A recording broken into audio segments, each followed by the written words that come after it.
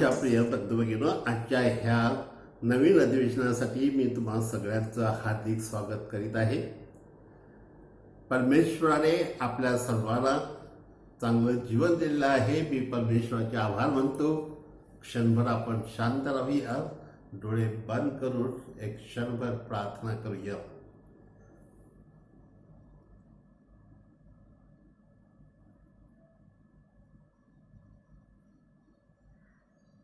हे पवित्र आत्म्या आम्हामध्ये ये. आमची मन अधिक तेजस्वी कर. तुझा शब्द स्वीकारण्यासाठी, आकलन करण्यासाठी, तो पचवण्यासाठी आणि त्याचं अंगीकरण करण्यासाठी तू आम्हा सर्वांना शक्ती आणि सामर्थ्य दे. आमेन. तर प्रिय मित्रांनो, आजचा आपला विषय आहे की धर्म शिक्षणाचं नियोजन. कोणत्याही क्षेत्रामध्ये आपण पाहिलं तर पहिलं नियोजन करावंच लागतं. अगदी साध्या सुद्धा गोष्टीमध्ये, म्हणजे आपल्या घरामध्ये बाप्तिस्मा असला, आपल्या घरामध्ये फर्स्ट कम्युनियन असलं, किंवा कुणाचं लग्न असलं, किंवा एखादा प्रसंग असेल, तर त्या संदर्भात आपण नियोजन करतोच. म्हणजे सामान्यपणे तरुण देखील त्यांच्या खेळांचं अगोदर नियोजन करतात आणि त्याद्वारे ह्या कार्यक्रम यशस्वी होण्याचा प्रयत्न करतात. म्हणजे नियोजनाशिवाय आणि चांगल्या नियोजनाशिवाय तुम्हाला यशस्वी कार्यक्रम करता येणार नाही, हे खरं आहे. तर त्याप्रमाणेच आपल्याला धर्म शिक्षणाचं नियोजन करणं आवश्यक आहे.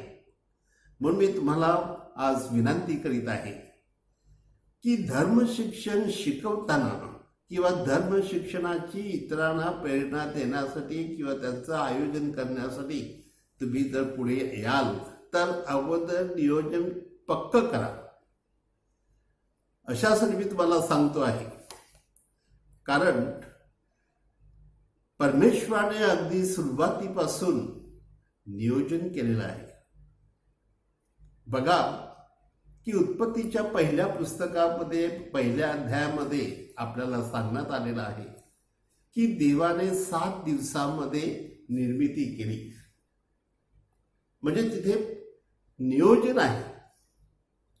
आणि 7व्या दिवशी परमेश्वराने विश्रांती घेतली. त्याचाही अर्थ आपण लक्षात घेऊया. परंतु मुद्दा हा आहे की तिथे नियोजन आहे. त्यानंतर आपण पाहतो की परमेश्वराने दुसऱ्या पुस्तकामध्ये जेव्हा परमेश्वर मोशेला बोलावतो आणि त्याच्याद्वारे इस्रायल लोकांशी करार करतो, मग ते नियोजन आहे. कारण तिथे तो परमेश्वर काय करणार आहे आणि लोकांनी काय केलं पाहिजे याचं नियोजन अगदी पाठीवरती त्याला देण्यात आलेलं आहे. आणि त्यानंतर आपण पाहतो की कदाचित इस्रायल लोक तो करार पाळणार की नाही ह्याविषयी देवाच्या मनात संशय आहे. तर तो त्याप्रमाणे संदेश पाठवतो, प्रशासक पाठवतो, काही राजे पाठवतो आणि त्याद्वारे लोकांना परत परत जागृत करतो की तुम्ही हा करार पाळा. म्हणजे त्या कराराच्या संदर्भामध्ये सुद्धा आपण पाहतो की देव कसं अगदी सगळं तपशील लोकांसमोर पद्धतशीरपणे मांडतो. त्यानंतर माझ्या प्रियबंधूंनो, थोडक्यात सांगायचं म्हणजे की प्रभू येशू ख्रिस्त जेव्हा ह्या जगामध्ये आला आणि त्याने कार्य करायला सुरुवात केली, तेव्हा सुद्धा आपल्याला ठाऊक आहे की त्याने अगोदर त्याची कार्यदिशा काय आहे ती सांगितलेली आहे. तुम्ही लूकच्या शुभोर्धामध्ये अध्याय 4:18 पहा, त्याने कार्यदिशा दिलेली आहे की मी दिनाला सुवार्ता सांगण्यासाठी आलेलो आहे.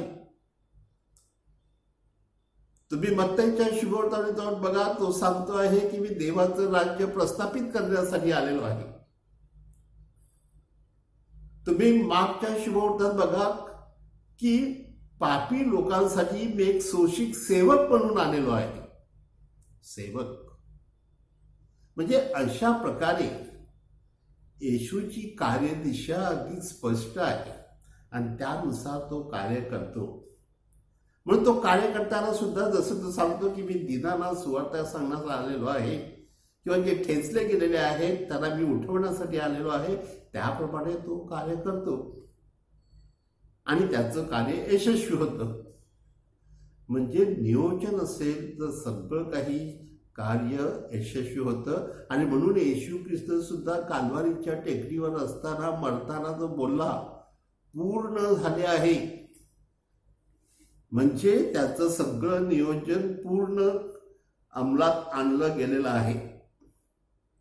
तर माझ्या प्रिय मित्रांनो, जसं आपण दैनंदिन जीवनामध्ये लहान सहान गोष्टीमध्ये नियोजन करतो, तसं धर्मशास्त्रामध्ये सुद्धा नियोजनाची गरज आहे.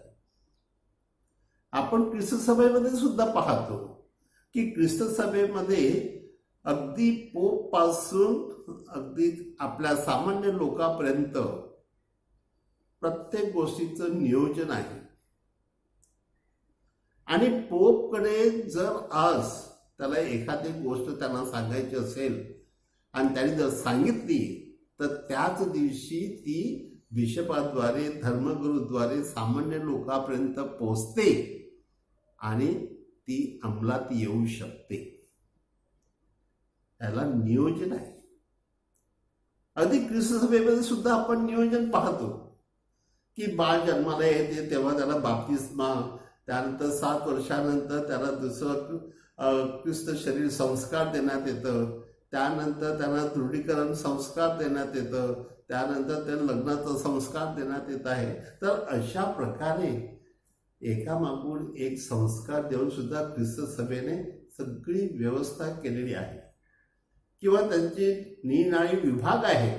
उपासना विभाग आहे, बायबल विभाग आहे, त्यानंतर धर्म कायद्याचा विभाग आहे किंवा महिलांचा विभाग आहे. तर ह्या सगळ्यामध्ये सुद्धा नियोजन आहे. तर तसं माझ्या प्रिय मित्रांनो, मी तुम्हाला आवर्जून सांगत आहे की केवळ तुमच्या मनात आलं तुम्ही धर्मशास्त्र शिकवायला सुरुवात केली तसं नाही. किंवा तुमच्या मनात आलं की माझ्या देवळामध्ये धर्मशिक्षण दिलं जावं का दुसऱ्या देवळामध्ये दिलं जातं, मग एक रविवारी आम्ही देवळात अनाऊन्स करतो आणि दुसऱ्या रविवारपासून सुरू. काही मुलं येतात, काही मुलं येत नाही, काही शिक्षक आहेत, काही शिक्षक नाहीत. तसं होता कामा नये.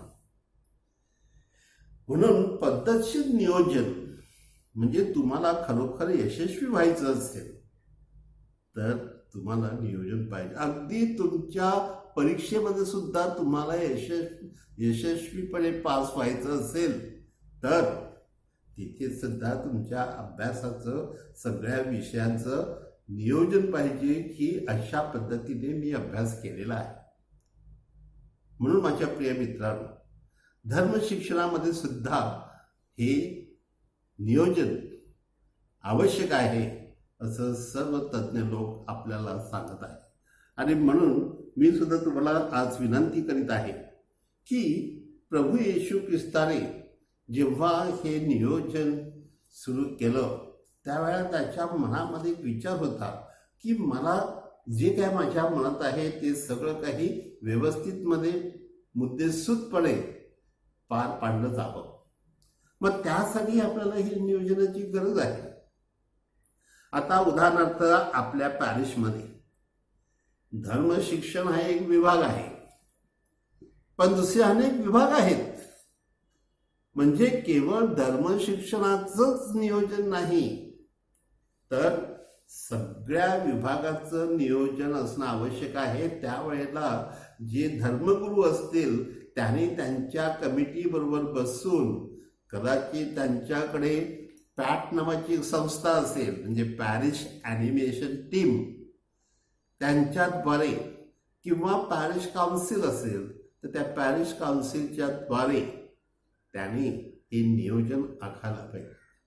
कदाचित धर्मशिक्षणाचा वेगळा गट असेल तर त्या शिक्षकांबरोबर त्यांनी बसून नियोजन केलं पाहिजे. तर तशा प्रकारे सगळं नियोजन असल्यानंतर पॅरिशमध्ये कुठे काय चाललेलं आहे, कसं चाललेलं आहे, कोण काय करतं, कसं करतं, हे सगळं पॅरिश प्रीस्ट त्यांच्या रूममध्ये बसून पाहू शकतात. म्हणजे ह्या सगळ्या नियोजनाद्वारे उद्या काय होणार आहे किंवा परवा काय होणार आहे हे आपल्याला ठाऊक आहे. आपला अंतिम निकाल काय होणार आहे ते देखील आपल्याला ठाऊक आहे. आणि म्हणून ह्या गोष्टीमधून आपण दूर जाऊ नये. तर खरोखर मन ओतून, म्हणजे तुम्हाला खरोखर यशस्वी व्हायचं असेल तर पहिलं तुमचं मन ह्या नियोजनामध्ये ओतून नियोजन पक्क केलं. बघा, कदाचित आज तुम्हाला ठाऊक नसेल, परंतु ज्या वेळा एखाद्या देशामध्ये लढाई सुरू होते त्यावेळेला कितीतरी अगोदर ते लोक तयारी करतात, प्लॅनिंग करतात, नियोजन करतात अशासाठी की आपल्याला संपूर्ण त्या देशावरती ताबा घ्यायचा आहे, काबीज करायचं आहे. मग आपल्याला कसं करता येईल, ते लोक किती हुशार आहेत, आपलं किती सैन्य आहे, आपल्याकडे किती बॉम्ब आहेत, त्या सगळ्यांचा विचार करून ते नियोजन आखल्याशिवाय अशा गोष्टीत पडू शकत नाही. म्हणून माझ्या प्रिय मित्रांनो, की एक शहाणपण आहे की अधिकारी म्हणून किंवा एक शिक्षक म्हणून माझं कर्तव्य आहे, माझी जबाबदारी आहे. कारण परमेश्वराने मला पाठवलेलं आहे, निवडलेलं आहे आणि पाठवलेलं आहे अशासाठी की त्याच्या योजनेप्रमाणे मी कार्य करावे, त्याच्या योजनेप्रमाणे मी शिकवावे. म्हणून मला अगोदर ते नियोजन केलं पाहिजे. मग तिथेच तुम्ही जर फेल झालात तर पुढे तुम्हाला कार्य करणं डिफिकल्ट होईल. मग कधी मी पाहतोय एखाद्या पॅरिशमध्ये काही संडे स्कूलचे शिक्षक येतात, अर्धवट सोडतात, नंतर डिसेंबरमध्ये जातात, नंतर कधी सांगतात माझं लग्न आहे, मला हे करायचं आहे, ते. नो, नियोजन इज नियोजन. म्हणजे तुम्ही पूर्ण जबाबदारी स्वीकारलेली आहे आणि त्याला तुम्ही जबाबदार आहात. म्हणून ह्या गोष्टीमध्ये तुम्ही देखील तरबेज असले पाहिजेत की संडे स्कूलचं नियोजन कसं करायचं आणि ते काय करायचं. आणि म्हणून माझ्या प्रिय मित्रांनो, ह्यासाठी मी सर्वप्रथम तुम्हाला सांगेन की तुमच्याकडे किती संघटना आहेत त्या बघा. त्या प्रत्येक संघटनेमध्ये किती अधिकारी किती आहेत, किंवा ज्याला आपण म्हणतो की पदाधिकारी, तर ते पदाधिकारी 4-5 असतील तर त्यांच्याबरोबर आपण देखील एकरूप होऊन हे कार्य आपण केलं पाहिजे. तर लिजन ऑफ मेरी कदाचित असेल, कधी आपल्याकडे ज्याला आपण म्हणतो की दृढीकरणाचा कार्यक्रम असेल, आपल्याकडे फर्स्ट कम्युनिटीचा कार्यक्रम असेल, तर ह्या सगळ्या कार्यासाठी आपल्याला वेगवेगळ्या प्रकारे बसून त्याची तयारी करून की त्यांच्यामध्ये शिक्षक कोण आहेत, तर आपण कुठे घेणार. उदाहरणार्थ संडे स्कूल आहे, संडे स्कूल तुमची सुरू करायची इच्छा आहे, पण संडे स्कूलला किती मुलं येणार आहेत आणि प्रत्येक मुलांना वर्गवारी बसायचं असेल तर तुमच्याकडे 10 वर्ग तरी आहेत का. मग आपण त्याचं नियोजन केलं आहे का. मग ते कुठे बसणार, जमिनीवर बसणार की बाकावर बसणार की खुर्चीवर बसणार, आपल्याकडे काय व्यवस्था आहे हे तर पहिल्यांदा ठरव. मग ते कोणत्या वेळेला मुलं येऊ शकतात. आणि शहरात तर ह्या मुलांना पालकाला इथे आणावं लागतं, नंतर न्यावं लागतं. मग पालक त्या वेळेला हजर आहेत का. मग कधी कधी लोक आम्हाला विचारतात, फादर तुम्ही संडे स्कूल शनिवारी का ठेवलाय, तुम्ही रविवारी का नाही ठेवत, का ते संडे स्कूल आहे. तर मी त्यांना सांगितलं, पालकांची गरज काय आहे किंवा पालक कोणत्या वेळेला उपलब्ध आहे, ते मुलांना कोणत्या वेळेला आणू शकतात, ह्याचा विचार केल्याशिवाय आपल्याला त्याचं नियोजन करता येणार नाही. म्हणजे ज्या अडचणी आहेत त्या अडचणी आपण अगोदर लक्षात घेण्याची गरज आहे. आणि त्यामुळे थोडीशी शिथिलता नियोजनामध्ये असावी. किंवा उदाहरणार्थ एखाद्या दिवशी आपल्याला जाणवलं की परमेश्वर आपल्याला ह्या कार्यासाठी बोलावित आहे, परंतु काहीतरी अघटित घडलेलं आहे, मग काय करणार? तर तशी प्रसंग सुद्धा लक्षात घेऊन नियोजन करावे लागते. ओके, तर आता मी सांगतो की नियोजन आपल्याला कसं करायचं आहे. तर नियोजन करताना आपण 6 प्रश्न लक्षात घ्यायचे आहेत. आणि कोणते प्रश्न? की हे नियोजन का करायचं आहे, का, आणि त्याच्यावर बसून की जे आपण संडे स्कूल घेतो ते आपण का घेतो. मग त्याचे काही लोक सांगतील हे फायदे आहेत किंवा हे तोटे आहेत किंवा हे असं करणं शक्य आहे, तसं करणं शक्य नाही, ह्या सगळ्यांचं थोडीशी चर्चा होईल. मग त्यावरून तुम्हाला कळेल की आपण का घेत आहोत, त्याची गरज काय. नंतर हे संडे स्कूल कोणी घ्यायचं, कारण संडे स्कूलसाठी जर तुम्हाला 5-10 लोक लागणार असतील शिक्षक म्हणून, तर ते 10 लोक तुम्ही तयार केलेले आहेत का, त्यासाठी योग्य माणसं आहेत का, त्यागी वृत्तीची माणसं आहेत का, धार्मिक वृत्तीची माणसं आहेत का, ते आपल्याला वेळ देऊ शकतील का, ते आपल्या वेळेप्रमाणे ऍडजस्ट करू शकतील का, म्हणजे अनेक प्रश्न आहेत. तर ते कोणी करायचं, म्हणजे धर्मगुरू एकटे करू शकत नाही. कदाचित सिस्टरचं एखादं कॉन्व्हेंट असेल, त्यातून 1-2 सिस्टर येतील, परंतु सगळेच येतील असं नाही. आणि म्हणून हे जे कार्य आपण हाती घेतलेलं आहे हे कोणी करायचं आहे ह्याच्यावरती आपण चर्चा केली पाहिजे. आणि ते नक्की मुद्देसूद लिहिलं पाहिजे की ह्या वर्गासाठी आपण ही व्यक्ती तयार केलेली आहे की ही व्यक्ती नेमलेली आहे. ओके, त्यानंतर तिसरा प्रश्न आहे की हे संडे स्कूल आपण कसं करायचं, हे कार्य आपण कसं करायचं. कारण कसं करणे हे महत्वाचं आहे. मग त्यावेळेला हे करण्यासाठी आपल्या मनामध्ये उद्दिष्ट आहे की आपल्याला ते यशस्वी करायचं आहे. हाऊ टू डू दॅट, म्हणजेच त्यासाठी विचारपूर्वक योजना तुम्हाला आखावी लागेल. काय अडथळे येतील, काय गोष्टी प्रेरक असतील, आपल्या पॅचमध्ये कोणत्या गोष्टी चांगल्या आहेत. कदाचित उद्या एखादा मनुष्य येऊन सांगेल, फादर तुम्ही संडे स्कूल घेत आहात तर मला तुमच्या मुलांसाठी काहीतरी खाऊ द्यायचं आहे, काही चॉकलेट द्यायची आहे किंवा मला काहीतरी मदत करायची आहे आर्थिकदृष्ट्या, तर फार चांगली गोष्ट आहे. म्हणजे असे चांगले मुद्दे आपल्या पॅरिशमध्ये असू शकतात. कदाचित काही शिक्षक लोक सुद्धा सांगतील, फादर आम्ही रविवारी रिकामी असतो पण आम्ही 1 तास मुलांसाठी देऊ शकतो, तर आमची इच्छा आहे की मुलांना आपण शिकवावं. कदाचित काही प्रेयर ग्रुपमध्ये लोक असे त्यांना वाटतं की अरे देवाने आपल्याला प्रेयर ग्रुपसाठी निवडलेलं आहे, म्हणजे दुसऱ्याला ही सुवार्ता आपल्याला द्यायची आहे, मग आपण पण जाऊया. म्हणजे असे सकारात्मक गोष्टी आपल्या पॅरिशमध्ये कोणत्या आहेत त्या लक्षात जर आपण घेतल्या तर हे आपल्याला कसं करायचं हे सोपंच आहे. त्यानंतर हे केव्हा करायचं. संडे स्कूल आपण घेणार आहोत, पण केव्हा. उदाहरणार्थ तुम्ही मे महिन्यात घेता तर कदाचित मुलं येणार नाहीत. कदाचित तुम्ही सणाच्या दिवशी घेतला तर मुलं येणार नाहीत. तर केव्हा केव्हा घेणार.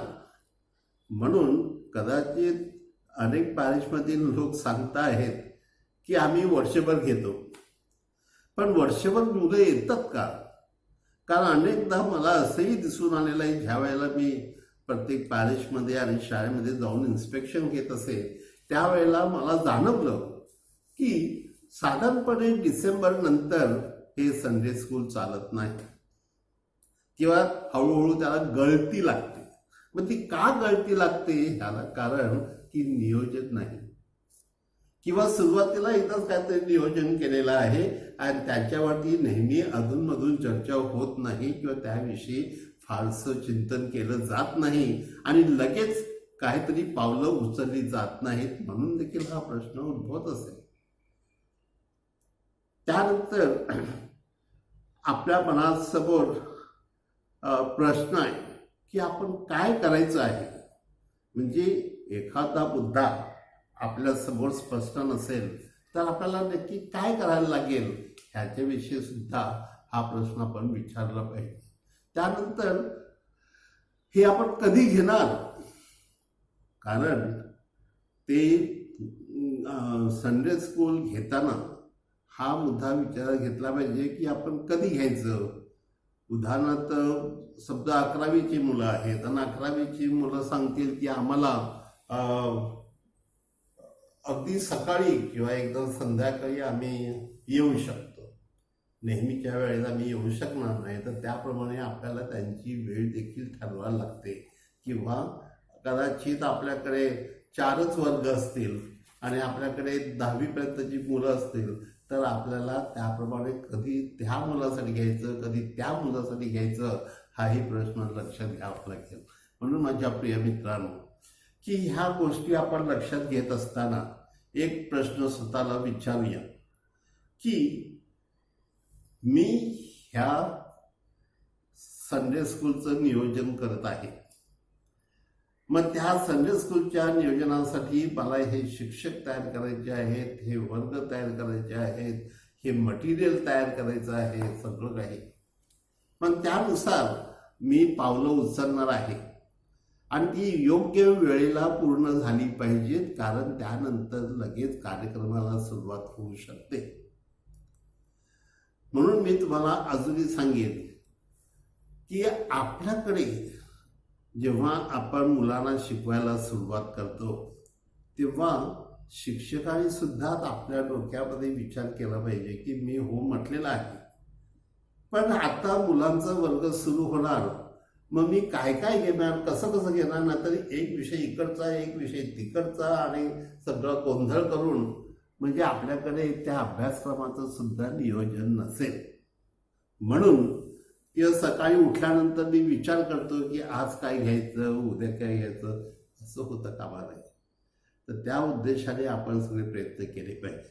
परंतु त्यानुसार मी असंही म्हणेन की जर आपल्याकडे फर्स्ट कम्युनियनचं ग्रुप असेल, कदाचित आपल्याकडे प्रभू शब्द वाचकांचा ग्रुप असेल, कदाचित कम्युनियन प्रसेवक असतील, कदाचित त्या सगळ्यांची आपल्याला तयारी करायची आहे, कदाचित RCI ग्रुप पण असेल.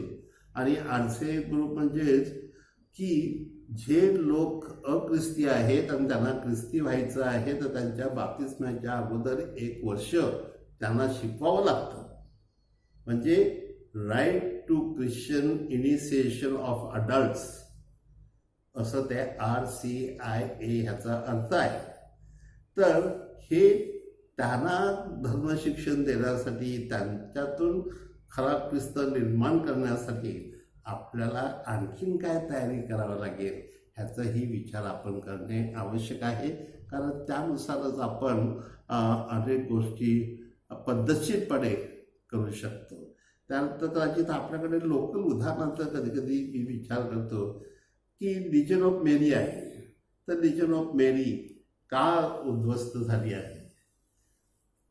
कदाचित ज्या वेळेला आपल्या भागामध्ये ज्याला आपण म्हणतो की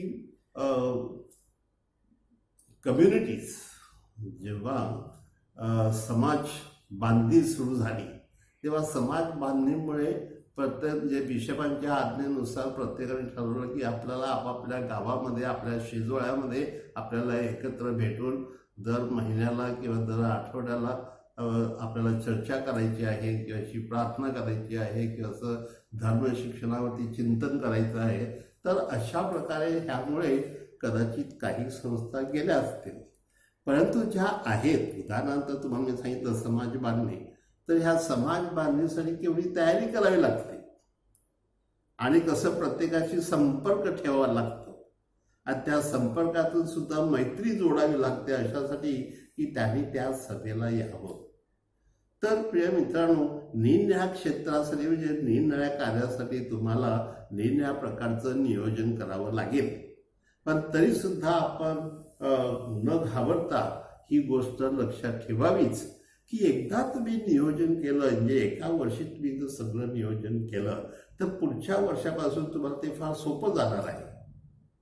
नियोजन करणं सुद्धा सोपं जाणार आहे. त्याच्यात थोडेसे बदल केले की आपण त्याचं नियोजन करू शकतो. आणि विशेषतः जे सभासद आहेत किंवा जे टीचर आहेत, शिक्षक आहेत, त्यांनी जर ठरवलं की मला आता खूप आवडते, मी आणखीन 5 वर्ष राहणार, म्हणजे तोच देवाचा संदेश, त्याचं शिक्षण ते त्याच्या जीवनामध्ये एवढा आत्मसात झालेला आहे, एवढं त्याने अंगीकरण केलेलं आहे की पुढे तो सगळा आपोआप काही देवाच्या गोष्टी सहज शिकू शकतो आणि त्याचा परिणाम मुलावरती घडवू शकतो. म्हणून माझ्या प्रिय मित्रांनो, इथे मी जेव्हा तुम्हाला सांगतो तेव्हा निरनिराळ्या प्रकारचं नियोजन आहे. नियोजन जे धर्मप्रांताचे कदाचित संचालक असतील धर्म शिक्षणाचे, त्यांचं नियोजन वेगळं आहे. पण पॅरिशमध्ये जे पॅरिश प्रीस्ट आहेत त्यांचं नियोजन वेगळं आहे. त्यानंतर एखादे संडे स्कूलचे प्रमुख असतील, कदाचित तो प्रापंचिक असेल कारण फादर एकच आहेत आणि त्याला वेळ नसेल, तर मग कदाचित एखादा धर्म शिक्षण प्रमुख नेमला जातो आणि त्या प्रमुखाद्वारे आपण तो कार्यक्रम यशस्वी करण्याचा प्रयत्न करतो. मग त्या धर्म प्रमुखाने सुद्धा, धर्म शिक्षणाच्या प्रमुखाने त्याचं नियोजन केलं पाहिजे, शिक्षकांनी त्यांचं नियोजन केलं पाहिजे आणि प्रत्येक वर्गाने सुद्धा त्यांचं नियोजन ठरवलं पाहिजे. म्हणजे त्या दृष्टिकोनातून आपल्याकडे ह्या कार्यक्रम अधिक यशस्वी होऊ शकतात. म्हणून आपण काही गोष्टी लक्षात घेण्याची गरज आहे. एक गोष्ट अशी की मुलांना आपण धर्मशिक्षण देणार, परंतु जो धर्मशिक्षण देतो त्याला मुलांचं मानसशास्त्र माहिती पाहिजे की माझ्या वर्गामध्ये कोणत्या प्रकारची मुलं आहेत. कदाचित काही अपंग असतील, काही बुद्धीने स्लो असतील, काही कदाचित अभ्यासामध्ये फार तल्लख असतील, तर मी सगळ्या मुलांना माझ्याकडे आणि ख्रिस्ताकडे खेचून घेणार आहे. म्हणून सगळ्यांच्या दृष्टिकोनातून, म्हणजे जे हुशार आहेत त्यांच्याशीच मी गोडीने बोललो आणि नंतर दुसऱ्यांना नाकारलं तर ती मुलं नंतर येणार नाहीत. म्हणून त्यासाठी तुम्हाला नियोजन पाहिजे. त्यानंतर एक गोष्ट जी आपल्याला प्रमुख धर्मगुरूंना करायची आहे ती म्हणजे तुम्ही शिक्षक निवडले.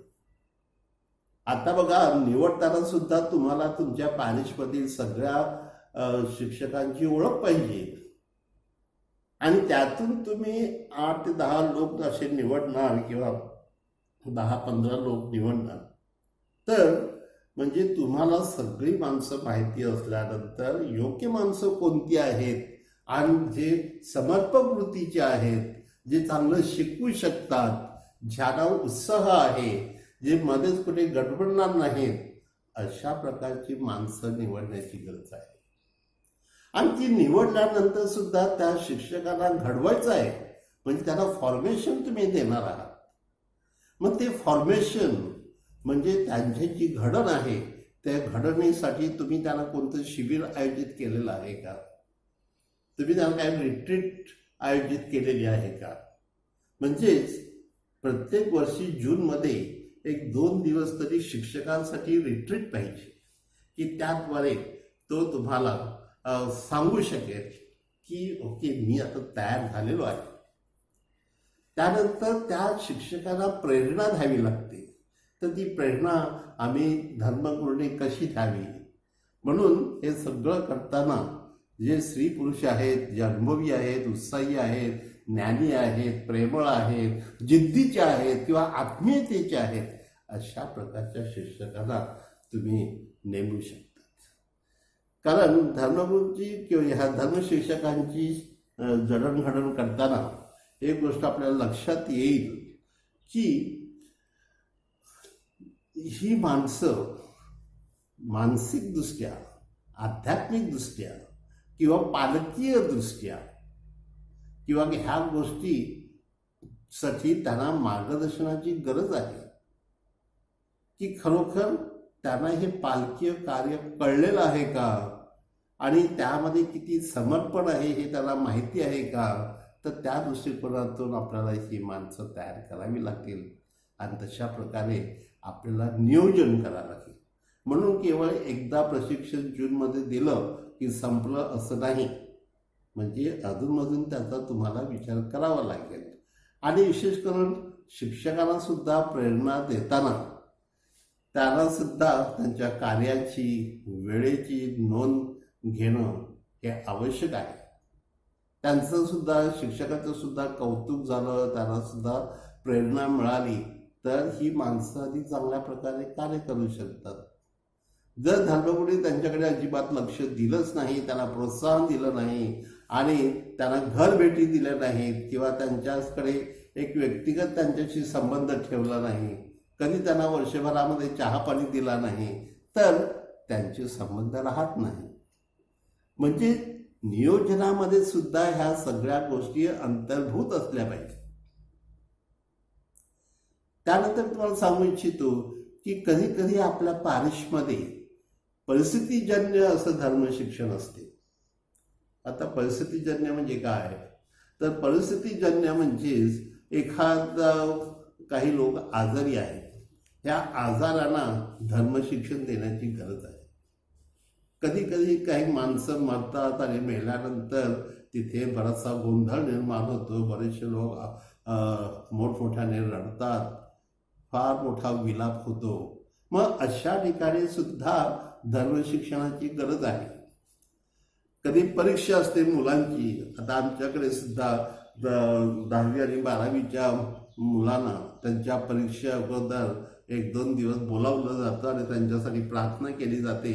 पण त्यांना काही मुद्दे सांगण्यात येतात की ह्या वेळेला त्यांचं अध्यात्म कसं असावं, ह्या वेळेला त्यांना परमेश्वराची आठवण त्यांनी करणे किती मोलाची आहे आणि त्याद्वारे त्यांना धर्मशिक्षण दिलं जातं 1-2 दिवस.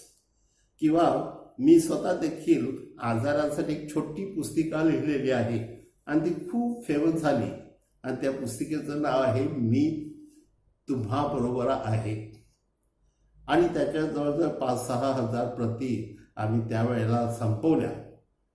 परंतु प्रियमित्रांनो, दुसरी सुद्धा गोष्ट मला मी सांगतो की मरणाच्या संदर्भात मी एक छोटी पुस्तिका आणखीन काढली होती आणि ती देखील प्रत्येक घरी जेव्हा एखादं मरण होते तेव्हा त्या दिवशी त्यानंतरच्या एक आठवडाभर ही पुस्तिका लोकांसमोर वाचून लोकांना धर्मशिक्षण दिलं जातं आणि त्या मृत व्यक्तीसाठी सुद्धा प्रार्थना केली जाते. म्हणजे अशा प्रकारचे परिस्थितीजन्य धर्मशिक्षण आहे. कदाचित काही लोक बेकारीमुळे त्रस्त झालेले असतात, मग ते कंटाळलेले असतात, वैतागलेले असतात, त्यांना देखील धर्मशिक्षणाची गरज आहे. म्हणजे ह्या बाबतीत प्रापंचिकाला आपण काही नेमून हे त्याला प्रशिक्षण देऊन हे जे कदाचित कळत न कळत आपल्या न कळत सुद्धा हे लोक धर्मशिक्षण देत असतील. कारण कधी कधी मी पाहतो की काही लोक आहेत प्रार्थना ग्रुपमध्ये सुद्धा असतात ते, आणि ते जाऊन लोकांना काही गोष्टी संदेश देतात. म्हणजे त्यांनी चुकीचा संदेश देऊ नये, पण अशा प्रकारचे आपण जर माणसं नेमली तर आपण त्यांना धर्मशिक्षण देऊन नंतर ते लोक दुसऱ्यांना देऊ शकतात. म्हणजे त्यांची तयारी करताना धर्मशिक्षक म्हणून त्यांची तयारी करावी लागते. त्यानंतर माझ्या प्रिय मित्रांनो, ह्या नियोजनामध्ये सगळ्यात महत्त्वाचे म्हणजे तुमच्या धर्मशिक्षणासाठी वर्षभरामध्ये काही खर्च होतो आणि त्यासाठी तुम्हाला पैसे लागतात. मग ह्या पैशाचं नियोजन तुम्ही केलं आहे का? म्हणजे वर्षाच्या अगोदर तुम्ही गृहीत धरलं पाहिजे की आमच्या ह्या संडे स्कूलला किती मोठं किती लहान आहे, किती शिक्षक आहेत, किती मुलं आहेत, त्यानुसार किती खर्च आम्हाला येऊ शकतो. तर त्याचं अंदाजपत्रक जणू काय तयार करून तुम्ही धर्मगुरूकडे एक ज्याला आपण म्हणतो मार्च एप्रिल ह्या वेळेमध्ये जर दिलं तर जूनपासून तुम्हाला जो काही पैसा लागेल तो प्रमुख धर्मगुरू तुम्हाला पुरवू शकतात. किंवा तुम्ही स्वतः सुद्धा जाऊन काही लोकांना सांगू शकता की असा मुलांचा कार्यक्रम आहे, तुम्ही काही देणगी देणार का? मग त्यांच्याद्वारे सुद्धा तुम्हाला हा निधी मिळू शकतो. बट आर्थिक नियोजन कदाचित तुम्हाला शिक्षकांना एखाद्या वेळेला चहा पाणी लागेल, विद्यार्थ्यांना कधी कधी शेवटी सुद्धा मूल्यमापन असतं तेव्हा काही खाऊ वगैरे घ्यायचा असतो, तर तशा वेळेला सुद्धा तुम्हाला खर्च होतो. मग त्या दृष्टिकोनातून तुम्ही प्रेरणा घेतली पाहिजे आणि त्यासाठी तुम्हाला तयारी करायला पाहिजे. कधी कधी धर्मशिक्षणासाठी मला अनेक वर्षाचा अनुभव आहे आणि मी पाहतो तर धर्मशिक्षणासाठी तुम्हाला काही वस्तू लागतात. समजा एखादा प्रोजेक्टर लागतो, स्लाइड प्रोजेक्टर लागतो, किंवा तुम्हाला यूट्यूब पाहायचं असेल तर कुठे दाखवायचा असतो, तर त्यासाठी तुम्हाला फार मोठा निधी लागतो. आता प्रोजेक्टर बनवल्यानंतर त्याला 30-35 हजार रुपये पाहिजेत. मग त्याची व्यवस्था तुम्ही केली आहे का? तर त्या दृष्टिकोनातून तुम्ही हा नियोजन अत्यंत सिरियसली घेणं आवश्यक आहे. परंतु जर तुम्ही बजेट तयार केलं नाही, प्रमुख धर्मगुरूंना काही दाखवलं नाही, तर प्रमुख धर्मगुरू तुम्हाला मदत करणार नाहीत. त्या दृष्टिकोनातून तुम्ही चांगलं त्याचं नियोजन करण्याची गरज आहे. आणि शेवटी माझ्या प्रिय मित्रांनो हे पण लक्षात घेतलं पाहिजे की नियोजन आपण करतो, पण त्याचं मूल्यमापन शेवटी तरी झालं पाहिजे, किंवा प्रत्येक 6 महिन्यांनी झालं पाहिजे. म्हणजेच त्याची अंमलबजावणी झाली आहे का, त्यातून काही चांगले मुद्दे आले आहेत का, त्यातून आपण चांगलं काय आणखीन शिकू शकतो का, किंवा आणखीन मुलांना काय देऊ शकतो का. तर असे अनेक प्रकारचे प्रश्न असतात, ते तुम्हाला हाताळता येतील जर तुमचं नियोजन फार चांगलं असेल तर. आणि म्हणून हे नियोजन करताना सुद्धा तुम्ही एक गोष्ट लक्षात ठेवायची की आपण संडे स्कूल घेत आहोत, परंतु समजा पवित्र मरीचा नवीन आला, मग त्यावेळेला तुम्ही क्लास घेणार का, तुम्ही काय करणार, तर ते काय करणार ते तुम्हाला माहिती पाहिजे.